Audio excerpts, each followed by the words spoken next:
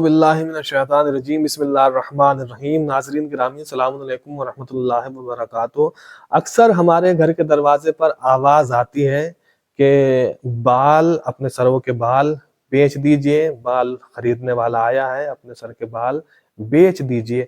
तो क्या सर के बाल बेचना, बिलखुसूस ख्वातीन के बाल चूँकि लंबे होते हैं वो बेचे जाते हैं, तो क्या ख्वातीन के बाल बेचना जायज़ है? जो हमारे सर के बाल हमसे जुदा हो चुके हैं, ख्वातीन के बाल सर से हट जाते हैं, तो क्या इनका बेचना जायज़ है या इनका बेचना जायज़ नहीं है? जो कीमत हमने बाल फरोख्त करके हासिल की है, क्या वो उस कीमत का इस्तेमाल करना जायज़ है या जायज़ नहीं है?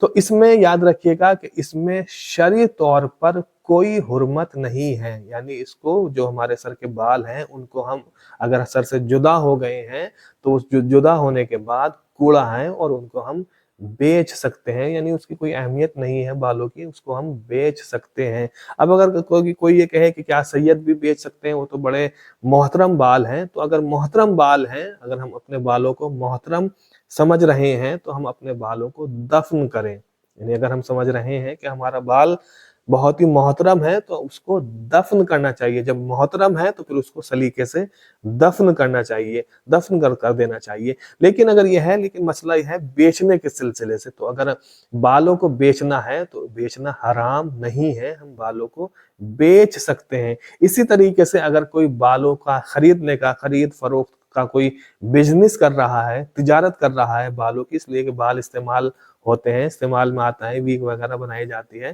तो अगर कोई खरीद रहा है बालों को, यानी बेचना भी जायज़ है, और अगर कोई बालों को खरीद रहा है, इसका बिजनेस कर रहा है, तो बिजनेस करना भी जायज़ है, इसमें भी कोई शरई मुमानियत नहीं है। लिहाजा अगर किसी का सिलसिला बाल बेचने का या खरीदने का है तो वो उसको बेच भी सकता है, खरीद भी सकता है। इसका बेचना और खरीदना दोनों जायज़ है, इसके शरई तौर पर इसमें कोई मुमानियत नहीं है। वाखिरु दावाना अनिल हम्दुलिल्लाहि रब्बिल आलमीन।